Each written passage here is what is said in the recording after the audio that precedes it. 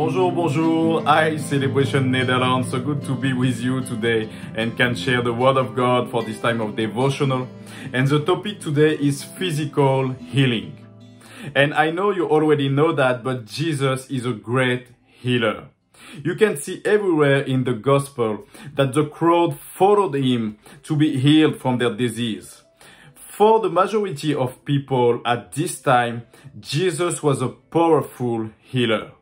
And I think it's very important to understand that.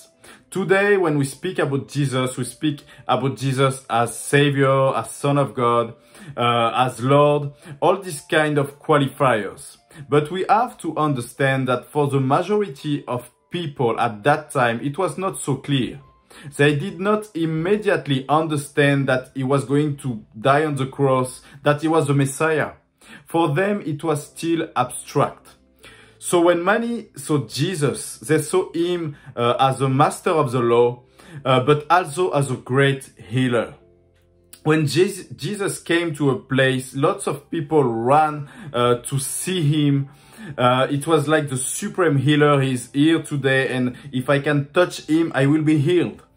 And I think it's very important today as Christian to remind that side of Jesus too. Jesus is a great healer. And he is the same today, yesterday, and forever. So the same way he healed in the scripture, he can heal you today. Physical healing is a powerful biblical truth that we can experiment again today. And I would just like today to bring you 3 principles about biblical physical healing. Principle 1, God's will is primordial. God's will is primordial and must be respected. We must remember that God is good and righteous in all his ways. Whether your healing is now or later or maybe in the afterlife, God is good in all his ways. The problem is that we live in an instantly culture and we have everything when we want. And this mentality can infect our faith and can bring a lot of frustration about God's way to heal. You can be healed instantly, in a month, in 2 years, or maybe you will be healed in the afterlife. But you have to be sure and to put your faith in Jesus, because no disease can resist to the great healer. The Bible says that God will dry all tears from our eyes. Hebrews 11 says some fulfillment of the promises in their life and some in the afterlife. We have to focus in this principle of eternity. Principle 2, medical assistance is essential. It can seem like a lack of faith to say that, but you know, in the Bible, there are several ways of physical healings. Besides, when the Bible talks about the gift of healings, the Bible says the gift of healings. There are several types of healings in the Bible. Several words about healings because many ways for God to heal. You can see the word in Greek, yomai, who means instantly. You can see the word Greek, therapeo, who gives the word therapy. Several words about healings because many ways for God to heal. And one of the best known passages about healing in the Bible, the story of Good Samaritan. The Good Samaritan will assist this guy medically speaking. Principle 3, all physical healings come from God. Instantly, therapeutic, medical assistance, every perfect gift, say the Bible, comes from the Father of lights, in whom there is no shadow of variation. Also, it is in the name of Jesus that the sick are healed. It can be yomai, instantly, it can be therapeo, or maybe afterlife. But you have to have faith that Jesus is a great healer. The Bible says in Revelation 22 verse 2, and on this side of the river, and on that was the tree of life, bearing 12 manner of fruits, yielding its fruits every month. And the leaves of the tree were for the healing of the nations.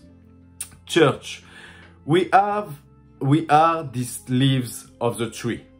And through the body of Christ is the healing of nations.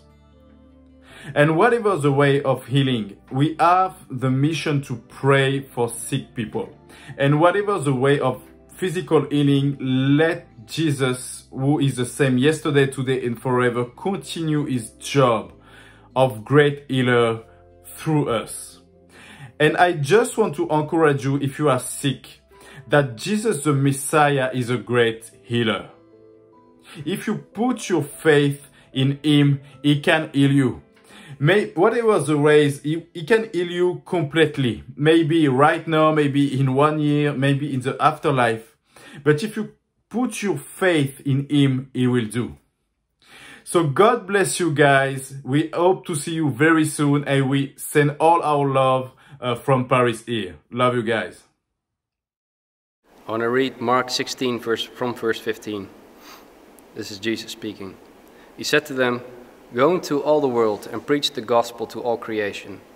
Whoever believes and is baptized will be saved, but whoever does not believe will be condemned.